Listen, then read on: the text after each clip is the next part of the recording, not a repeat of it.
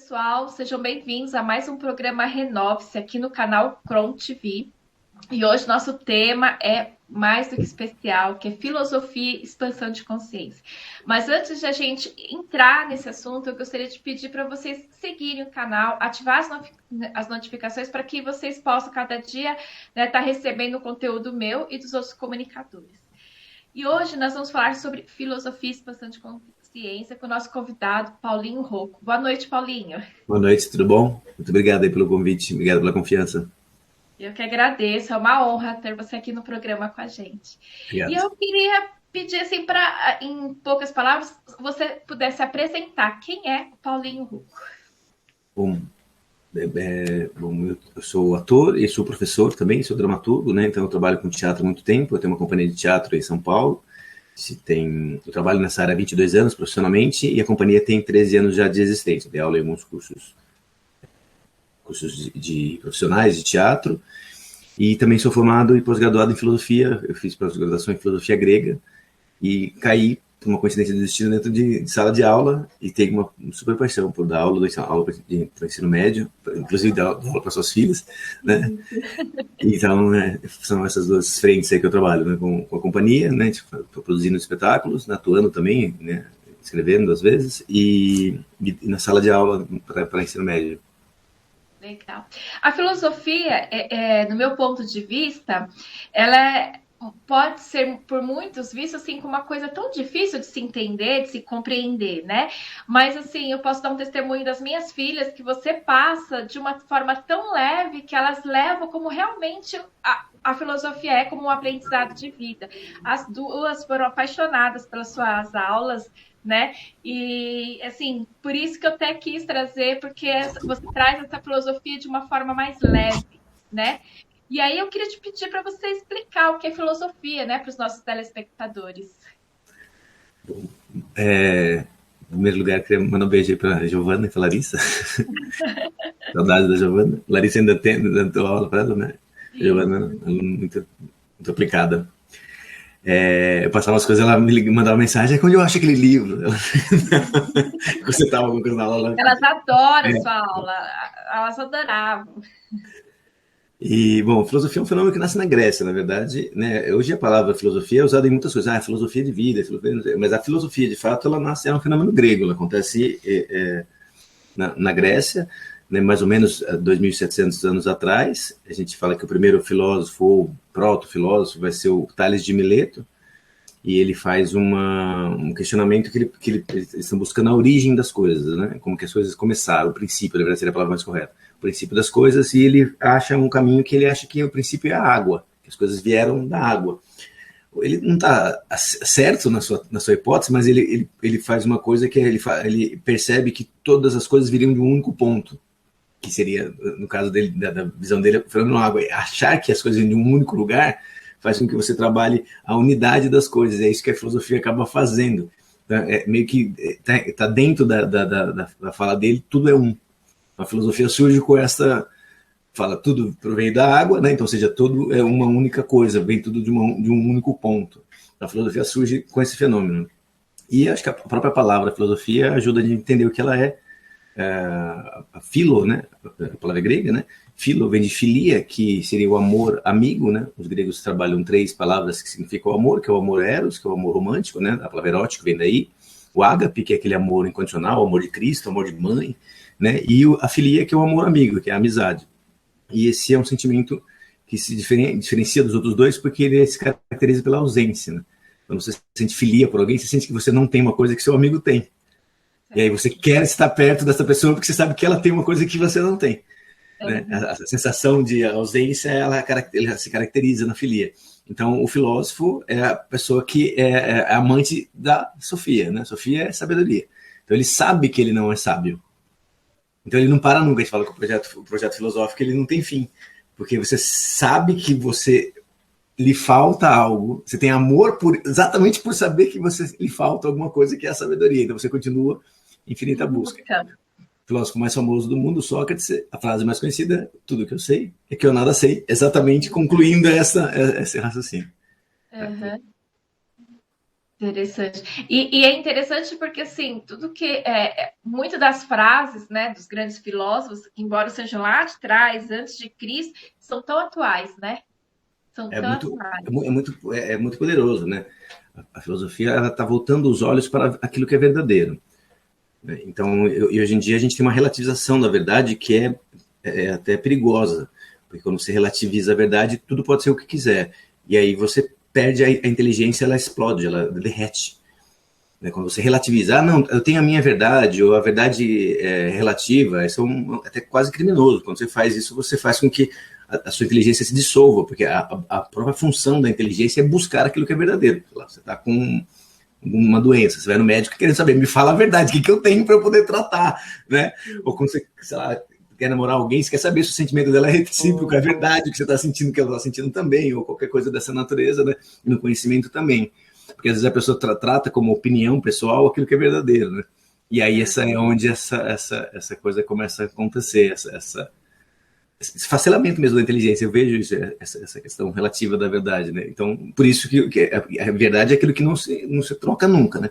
Você tem algo que é verdadeiro, passa-se a eternidade, você vai falar aquilo e aquilo continua sendo verdadeiro, né? Não é uma coisa da moda, né?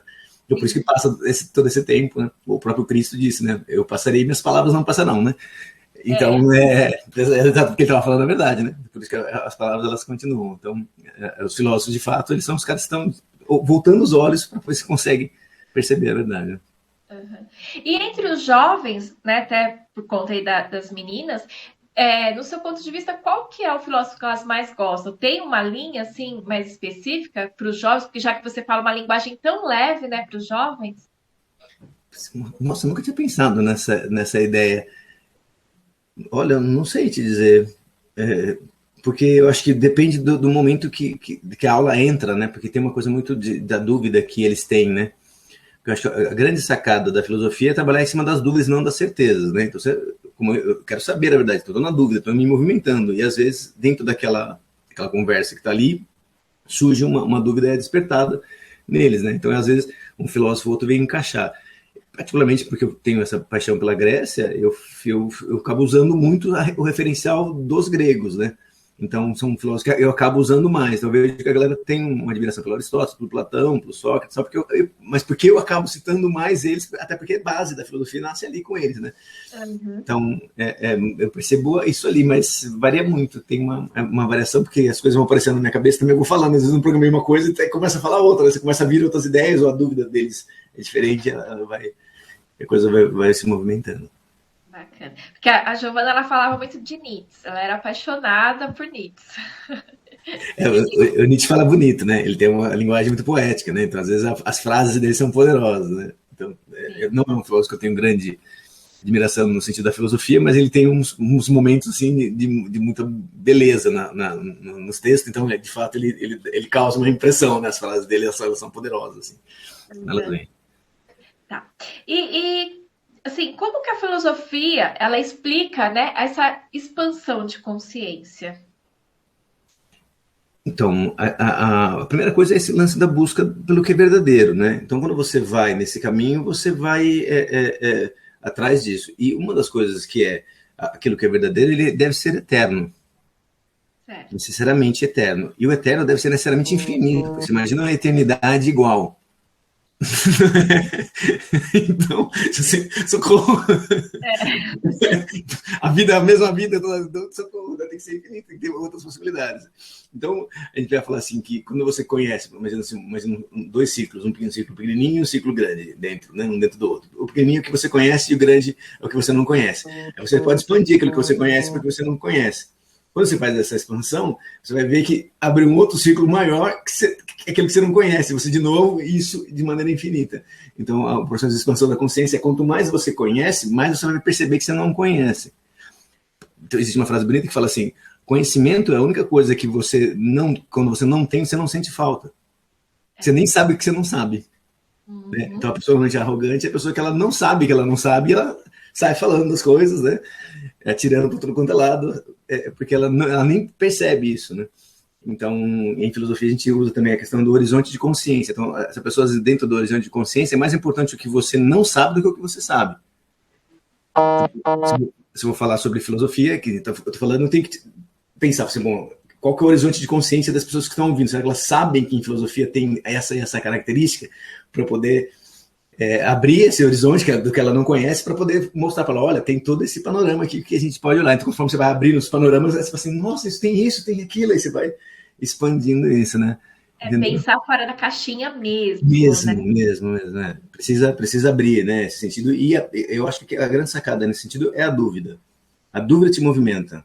Não é a certeza que te movimenta, a certeza te paralisa, né? É a dúvida que te movimenta. Quando você está em dúvida, você não se movimenta. O que será que é isso? O que será que está acontecendo? Por que a natureza é assim?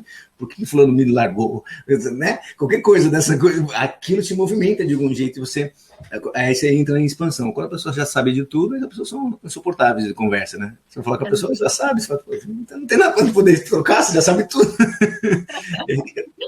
E aí fica naquela zona do conforto, né?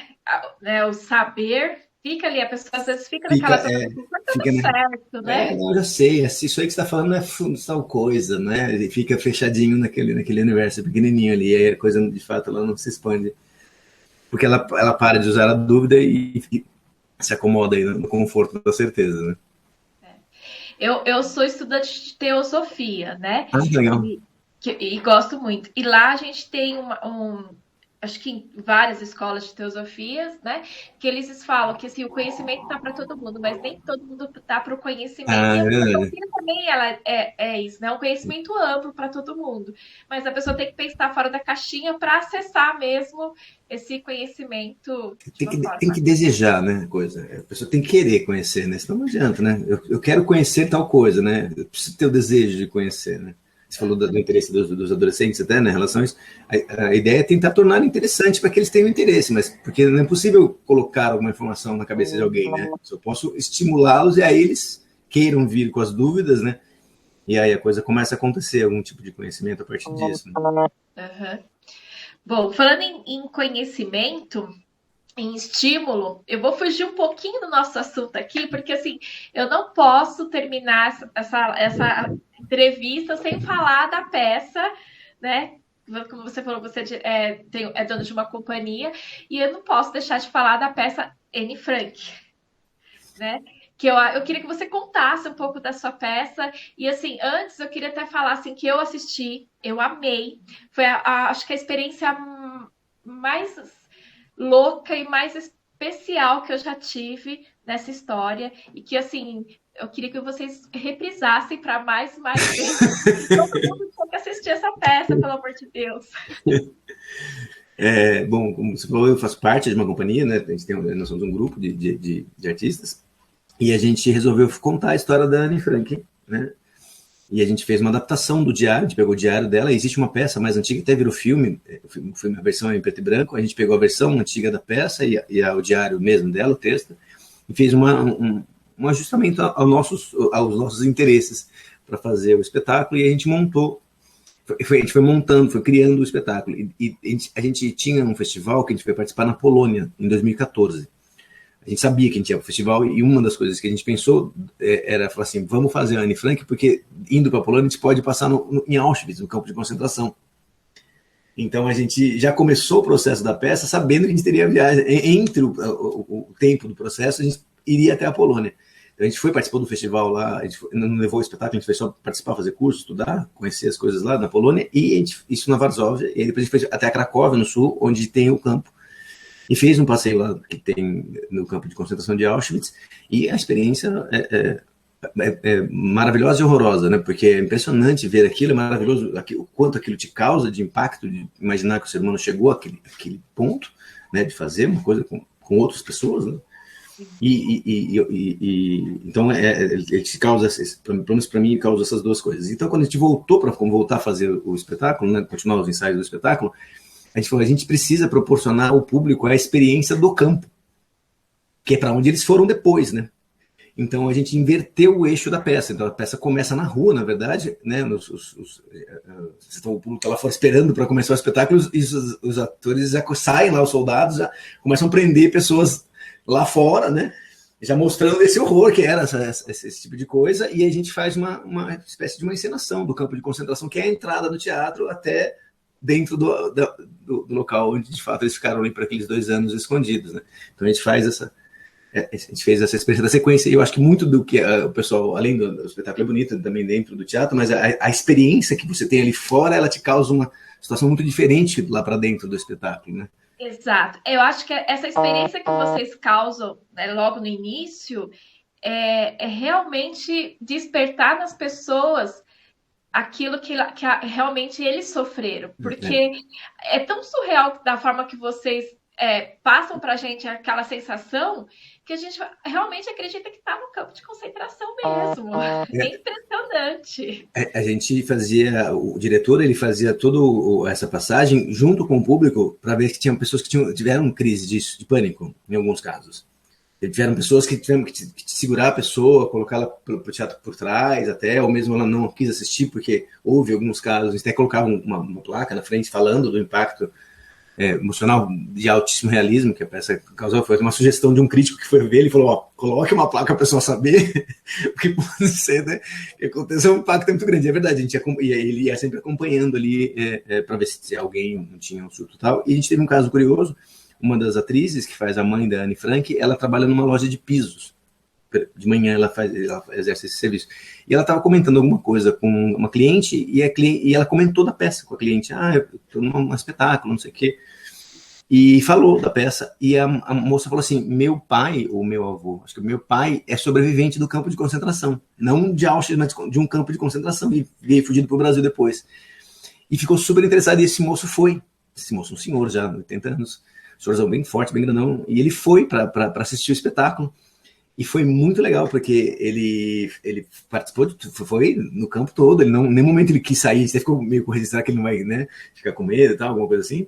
Ele fez, quando acabou ele quis conversar com a gente, ele contou as coisas depois, pra gente, falou que a experiência de fato que a gente proporciona lembrou ele mesmo, ele teve a sensação de novo daquilo, ele falou que estava escrevendo um livro, alguma coisa sobre, que voltar à experiência ajudou ele a lembrar as coisas e tal.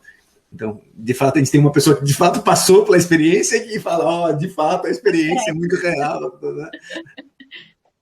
Realmente. E aí você estava me contando que ela ganhou prêmios, né? A gente fez duas temporadas. A peça, uma primeira temporada, ela foi mais experimental, foi meio fechada, assim, o público mesmo de alunos ou parentes dos atores. Então a gente fez o espetáculo, paramos e continuou estudando as coisas do universo, do nazismo, essas coisas todas estão envolvidas na peça, e aí em 2018 a gente resolveu abrir, foi quando você viu, ela de maneira profissional, colocar de fato em cartaz a peça, com temporada tal, oficial, e aí a gente fez o espetáculo, e aí a gente recebeu, na época, esse prêmio ele não existe mais, foi o último ano do prêmio, inclusive, era antigo, chamado Prêmio Coca-Cola, depois chamava Prêmio São Paulo de Incentivo a Teatro, que foi o último nome do prêmio, mas ele era conhecido como Prêmio Coca-Cola, muitos anos esse prêmio aconteceu, e é o prêmio mais importante a nível nacional. Então, eles viram o espetáculo, os críticos eles vão ver quando você tem uma temporada e tal. Você, avisa, né? Prêmio. A gente está em cartaz com a peça, tantas, aí eles vão ver. E eles gostaram, né? E a gente foi indicado a essas 4 categorias no prêmio, e a gente ganhou a categoria Melhor Produção. Então, foi a melhor produção do Estado, foi no ano de 2018. A premiação foi no ano de 2019, mas a premiação foi referente ao ano de 2018, ficou na peça. Foi em cartaz. Super merecido. E aí a gente sempre tem o desejo de voltar com a peça, mas ela é complicado porque é um elenco muito grande, né? Então é difícil reunir todo mundo de novo, né? Ou mesmo se precisar substituir, também é complicado, porque além do elenco dentro do anexo, a gente tem todos aqueles atores que fazem fora, aquilo é muita gente, né? Então ela é sempre complicada nisso, porque a casa fica muito em função do espetáculo e conseguir que todas aquelas pessoas possam, né, naquelas datas, fazer o espetáculo, não sei o quê. Né? Então a gente sempre quer voltar, né? Fora agora, nesse período que a gente está, que não está podendo abrir mesmo, mas assim, quando o ano passado mesmo, a gente, antes de fechar, a gente tinha o problema de vamos tentar voltar esse ano com a peça. Mas, por enquanto, tá no nosso repertório, mas a gente não sabe quando a gente vai poder abrir, quando puder abrir, quando que a gente vai conseguir montar de fato. Mas a gente tem, sim, o desejo de voltar. A peça chama Anexo, um diário de Anne Frank, né? A gente faz essa brincadeira, né? É uma visão do diário, né? Então quando voltar, avisa pra gente divulgar, e eu com certeza vou assistir de novo. Vai de novo. Gente, porque eu falo pra todo mundo dessa peça. Ficou trancada lá naquela porta, aquela parte muito legal, né? Que tranca vocês dentro da porta, aquela escuridão, né? E o cara aí você fala assim, meu Deus. Não, eu juro, eu pensei assim. Vai soltar o gás, e agora que vai vir o gás, né? Eu falei, o que eu estou fazendo aqui? E foi interessante até, contando um pouco da experiência até da Larissa, minha filha, que ela sempre foi apaixonada pelas histórias, né, da Anne Frank.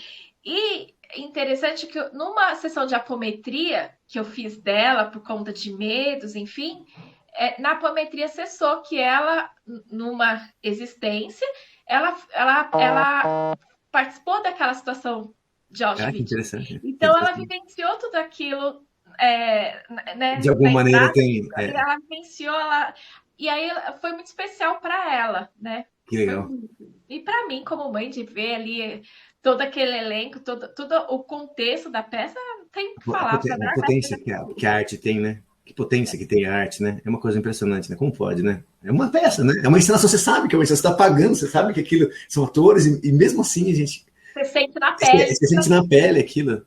Né? A gente está fazendo, a gente sente aquela emoção de novo, a coisa volta, volta. Tem muitas sessões do espetáculo, acabava o espetáculo, a gente estava em prantos, acabava o espetáculo, a gente estava lá em cima, a gente ficava na parte de cima, né? E acabava o espetáculo, fica aquele silêncio, né? O espetáculo acaba, a gente não tem um aplauso, você lembra disso? Acaba, a gente some, né? A gente acha que não pode se aplaudir aquilo, né? Não seria justo aplaudir aquilo. Então a gente só sai de cena e deixa o público repetir e sair, a gente conversa com o público lá fora. E muitas vezes lá em cima os atores ainda estavam chorando, e a gente fez a peça, sei lá quantas vezes, a gente fez, quase todas as sessões tinha essas crises de emoção depois. E o bacana, a saída da peça, porque a saída continua a história, né? Então tem todo um contexto pós-término da peça também, que foi Tem muito. as pesquisas lá, né, que a gente coloca lá no camarim, né, com as fotos, né? Tem a gente lá, né, no campo, a gente mostra essa coisa toda. Né? Que Foi legal. muito legal, foi muito legal mesmo. Bom, infelizmente nosso programa está acabando. Então, assim, eu queria realmente mais uma vez te agradecer, você ter aceito o convite para esse bate-papo terapêutico tão especial, falar sobre a filosofia, que é um tema que eu gosto muito, e principalmente também falar dessa peça que eu sou apaixonada. E assim, quando realmente for estrear, me avisa para a gente divulgar aqui no canal Aviso, também, porque aviso sim, vai deixar. vale a pena. E aí, eu queria, se você pudesse deixar o que é a filosofia em uma palavra, no seu ponto de vista, né, para expandir mais a consciência aí de todo mundo. Nossa, em uma palavra? Gente, que difícil, em uma palavra? Para você. Para mim, eu não consigo falar uma frase, é um caminho para a felicidade. Que lindo, verdade, concordo. Caminho para a felicidade, verdade. É isso aí. Então, Paulo, gratidão Obrigado. de novo. E gratidão a vocês que vão nos assistir, que esse programa vai ser gravado e ainda vou passar. Então, gratidão a você que está nos assistindo. E compartilhe, né? Compartilhe esse vídeo, compartilhe a experiência de poder, quando eu for abrir e assistir essa peça tão maravilhosa, que vale a pena de verdade, gente. Gratidão, Paulo. Gratidão, pessoal. Muito Valeu. obrigado. Obrigado. Até.